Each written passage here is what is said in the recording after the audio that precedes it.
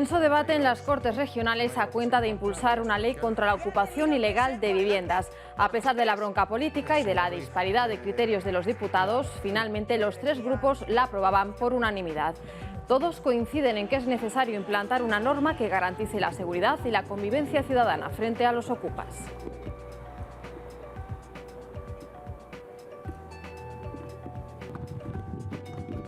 ¿Qué tal? Muy buenos días. El Gobierno se ha marcado como fecha límite el 21 de diciembre para tener lista una normativa que haga frente a la enorme problemática que cada vez más tenemos en la región con las viviendas ocupadas. Pero la semana nos ha dejado más asuntos en las Cortes y más decisiones aprobadas por el Ejecutivo. Lo vemos todo a continuación. Comienza En Comunidad. Termina una semana en la que han comenzado las clases, una vuelta a las aulas con más expectación que nunca. La consejera de Educación defendía en las Cortes que la vuelta a las aulas se ha producido con normalidad gracias a las medidas puestas en marcha, a pesar del alarmismo de la oposición. Ciudadanos y PP hablan de improvisación por parte del Gobierno regional a la hora de preparar el inicio del curso escolar y el Grupo Parlamentario Socialista aplaude las medidas. Más médicos, más enfermeras y un servicio de atención telefónica al que se suman 90 nuevos trabajadores. Sanidad centra los esfuerzos en reforzar los centros de salud que están sufriendo un importante estrés asistencial. Se van a mantener los 750 contratos de los refuerzos de verano en esta segunda fase del plan de atención primaria que ha puesto en marcha el Gobierno regional. La gestión de los centros de salud protagonizaba también un punto del orden del día del Pleno. Lo vemos enseguida.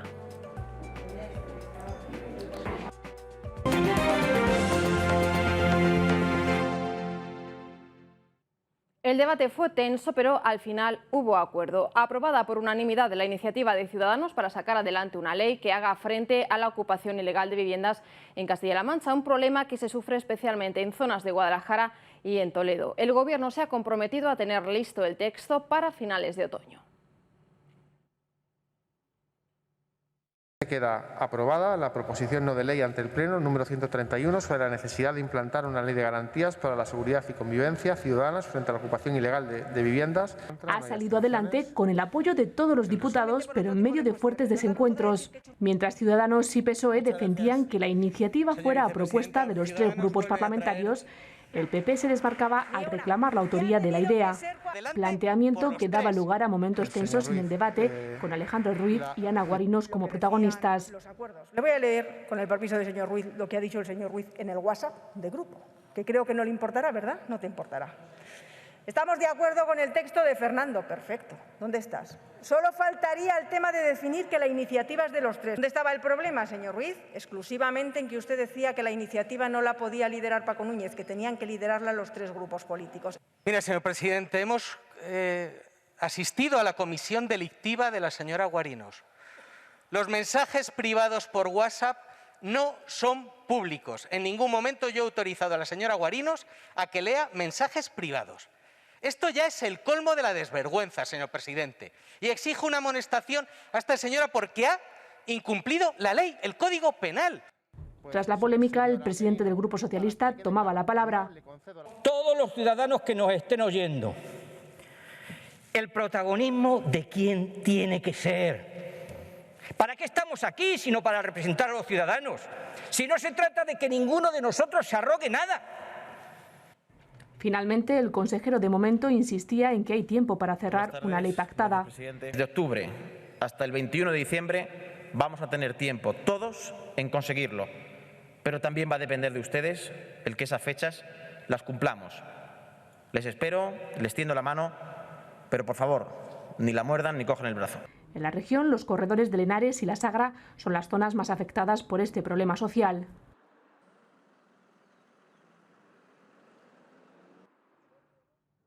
Lo veíamos al comienzo, gran parte de la semana la ha protagonizado la vuelta al cole. El 99% de los colegios abrieron sus puertas sin incidencias. De los casi 1.700 centros educativos que hay en la región, tan solo en 14 tuvieron algún problema relacionado con el COVID. Pues justo 24 horas después de la prueba de fuego, las Cortes de Castilla-La Mancha celebraban pleno. Y obviamente esta vuelta a las aulas estuvo en el orden del día y en el debate de los parlamentarios. El Pleno ha puesto en evidencia visiones diferentes sobre la vuelta a las aulas. Cuando hablamos de educación en Castilla-La Mancha, resulta angustioso por el contexto en el cual vivimos y por la gestión que nos ha tocado padecer.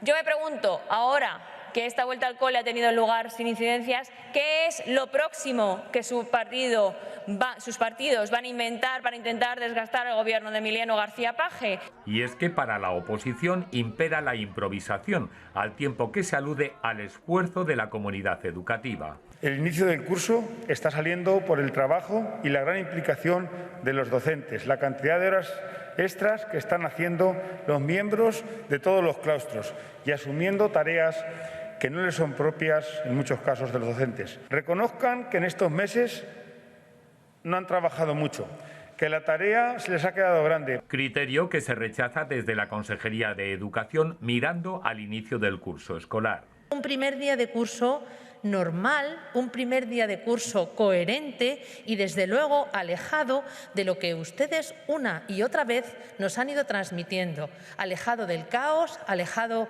de la inoperatividad y alejado de lo que es una improvisación. Ha sido un curso, un principio de curso completamente exitoso.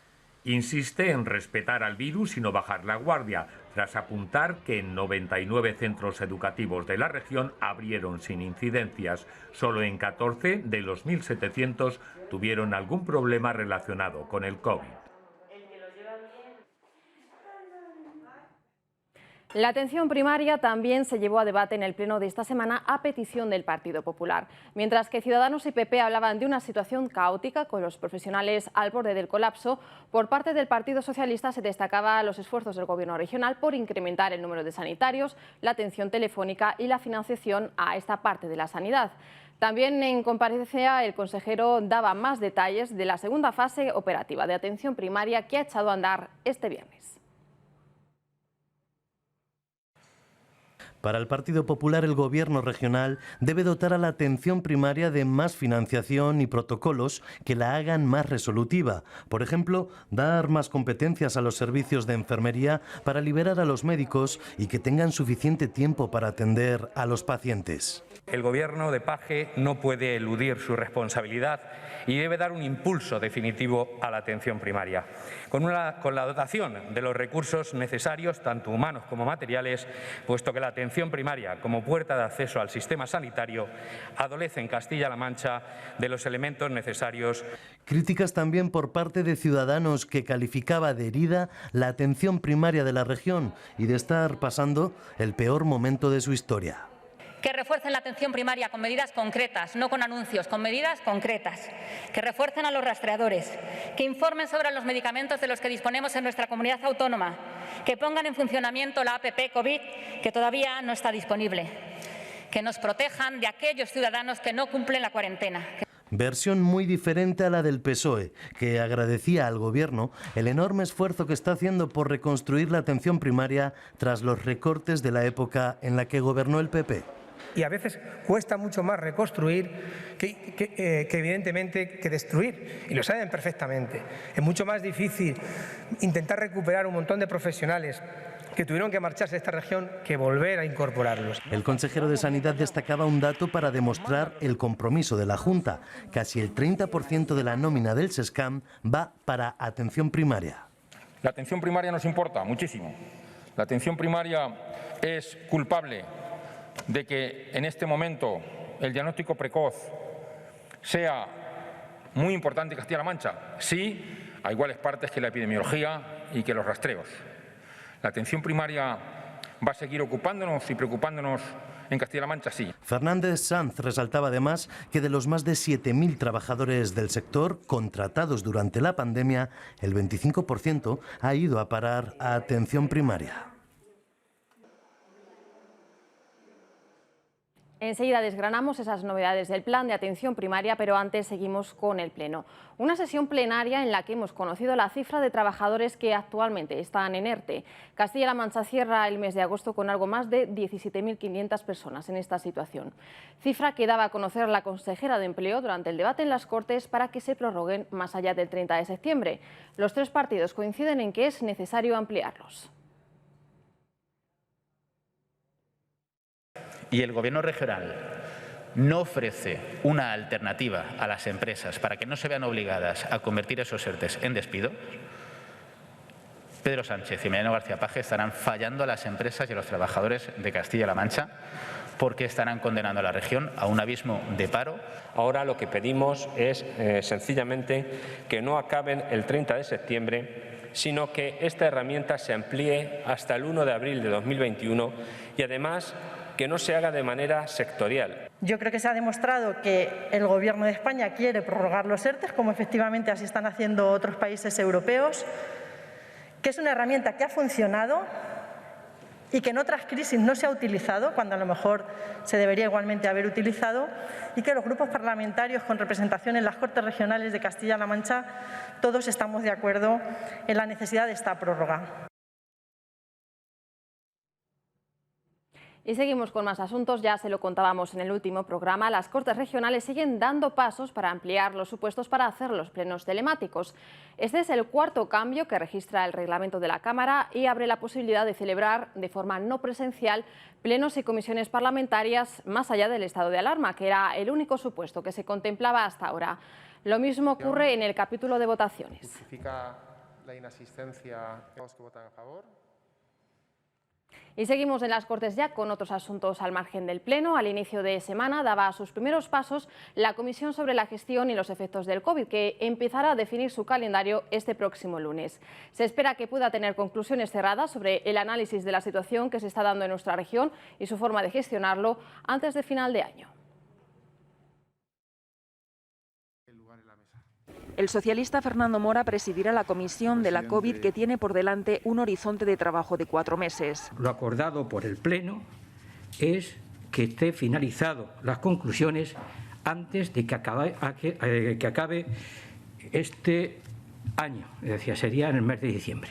Desde Ciudadanos se defiende una comisión sin conclusiones previas. Lo que yo sí que pediría es que no nos pusiéramos la venda antes de la herida, es decir, que no estemos ya... primero, que no tengamos las conclusiones redactadas antes del inicio de la comisión y que no tengamos prejuicios a la hora de afrontar cualquier tipo de cuestión que aquí se pueda producir. Para el Partido Popular, la iniciativa parlamentaria sobre la COVID llega tarde. Los populares también insisten en rendir cuentas. Deberá defender la memoria de aquellos que han perdido la vida en esta región por coronavirus y, por lo tanto, también a sus familias, que tienen todo el derecho a que Emiliano García Paje cumpla con aquello que dijo, de que ya echaremos cuentas. Y el Partido Socialista aboga por dejar a un lado los criterios partidistas en todo lo relacionado con la pandemia. No se trata de hacer política de la pandemia y utilizar esta comisión para uso partidista, ¿no? Se trata de que todos tengamos claro para qué hemos creado esta comisión y que dé sus frutos y que realmente nos sirva para seguir trabajando y seguir mejorando, que al final es de lo que se trata. Este lunes se retoma la comisión para perfilar la lista de intervinientes. Y también siguen en las Cortes de Castilla-La Mancha los trabajos de la Comisión contra la Despoblación. Esta semana han comparecido, entre otros, representantes de la comarca toledana, de la Campana de Oropesa, para insistir en la necesidad de revitalizar Talavera como locomotora de la zona. También se ha puesto el foco en la situación de la Alcarria y la Manchuela conquense para remarcar que la sangría demográfica es cuestión de todos. En algunos casos, pues...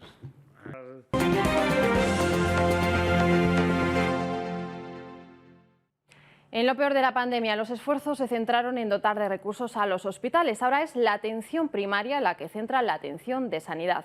A partir de este viernes ya ha entrado en funcionamiento la segunda fase de actuación, que contempla más médicos, más enfermeras y un servicio de atención telefónica reforzado con 90 nuevos trabajadores. Los 744 profesionales sanitarios contratados en verano para las sustituciones, 247 médicos y 497 enfermeras mantendrán sus contratos para ampliar la atención sanitaria.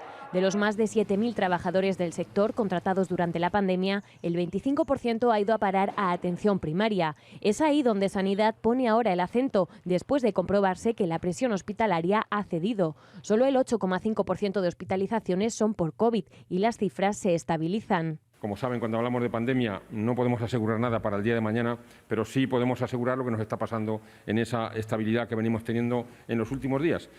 Hace pensar en que las medidas que se van poniendo en cualquiera de los niveles, tanto del decreto como de aquellas que estamos tomando más allá del decreto, tienen un efecto al menos de controlar en meseta el número de casos. También se reforzará la atención telefónica. Solo en julio se han registrado casi 3 millones de llamadas y se contratará a 90 personas para dar respuesta a los pacientes y acelerar así las esperas en los centros de salud. Se pretende dar respuesta al 20% de personas que no obtienen cita en las primeras 48 horas. En 2 días, el 75% de la demanda de médico de familia y el 80% para pediatría y enfermería. Queremos con este proyecto atender ese 20% máximo en 48 horas. Ese es el objetivo que hay que monitorizar a lo largo de los siguientes meses. Mientras se sigue trabajando en la plataforma online para formar a rastreadores, donde se han inscrito voluntariamente 1.300 profesionales.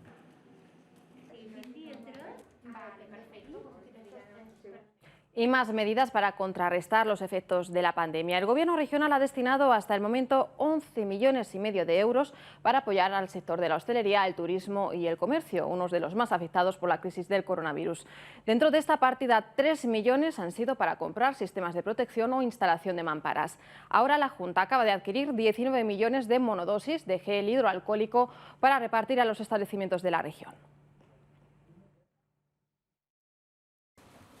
Es la última acción del Consejo de Gobierno. 19 millones de monodosis de gel hidroalcohólico distribuidas en su totalidad entre 15.800 establecimientos de la hostelería, entre bares, cafeterías y restaurantes. En concreto, 1.200 unidades para cada establecimiento. Desde el comienzo de la pandemia se han llevado a cabo actuaciones en los sectores de la hostelería, el turismo y el comercio por importe de 11,5 millones de euros. Entre las medidas más destacadas, la campaña de promoción del sector turístico, la ayuda de 3,1 millones para la compra de mamparas y otros sistemas de protección y las ayudas económicas de hasta 400 euros por beneficiario que se convocaron con carácter retroactivo. Son compatibles con las ayudas a fondo perdido a micropymes y autónomos y con las líneas de actuación en materia de seguridad laboral del Plan de Medidas Extraordinarias. Este es un complemento más a las ayudas extraordinarias COVID que ha puesto en marcha y que está poniendo en marcha el Gobierno de Emiliano García Paje precisamente para el sector, uno de los sectores más afectados económicamente por la pandemia y que lógicamente necesitan del compromiso, necesitan de medidas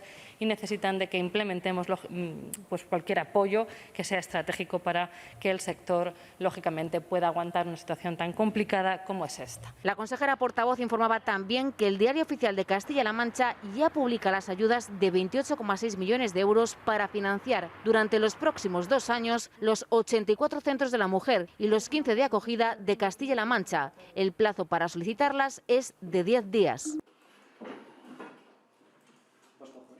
La semana nos deja otros asuntos, como por ejemplo la publicación de la Ley de Bienestar Animal o la ronda de contactos iniciada por el Gobierno regional con los grupos parlamentarios. Vamos a ver este repaso de los últimos días. La Consejería de Educación de Castilla-La Mancha busca 23 enfermeras o enfermeros para los centros educativos de la provincia de Toledo, 5 de ellos para la capital. En total en la región se necesitan 59 profesionales. Se trata de una oferta de empleo público para el presente curso destinado a alumnos con necesidades especiales. En Toledo ya se puede gestionar la solicitud de ayudas económicas dirigidas a trabajadores autónomos y empresas de hasta 10 empleados que tengan su actividad profesional o empresarial en la ciudad y que se hayan visto afectados por la crisis económica o la pandemia de la COVID-19. Los expedientes que cumplan los requisitos se resolverán por estricto orden de entrada. El Diario Oficial de Castilla-La Mancha publica la Ley de Bienestar Animal, que entrará en vigor en 6 meses. Tiene como finalidad asegurar el bienestar de los animales. Se prohíbe el maltrato y también su uso en circos como reclamo publicitario o en fiestas populares. Castilla-La Mancha podría seguir presidiendo la Asociación de Regiones Europeas del Vino. Es la propuesta que ha trasladado el consejero de Agricultura en esta reunión por videoconferencia. Martínez Arroyo también ha avanzado que esta semana se resolverán las solicitudes de reestructuración del viñedo, con un presupuesto de 33,5 millones de euros. Al tiempo, ha apremiado a buscar acuerdos para lograr un precio rentable de la uva. Una semana en la que el Gobierno regional ha mantenido una ronda de contactos con los grupos parlamentarios. Sobre la mesa, un análisis de la evolución de la pandemia, la vuelta al colegio en la región o los planes de recuperación económica. La negociación de los presupuestos para 2021 es una de las prioridades para el Ejecutivo, que quiere además cerrar más acuerdos. Reunión también con los responsables de la Asociación de Residencias de la Tercera Edad de la región. García Paje les ha agradecido su labor cuidando a los mayores durante la pandemia y ha garantizado pruebas diagnósticas para los casi 16.000 profesionales de los centros sociosanitarios de la comunidad. Los trabajadores del transporte sanitario en Cuenca se han manifestado esta semana en las inmediaciones del hospital. Exigen que se aplique el nuevo convenio colectivo que está en vigor desde el 1 de enero de este año. Aseguran que desde 2012 vienen sufriendo recortes salariales y también dicen en sus derechos laborales.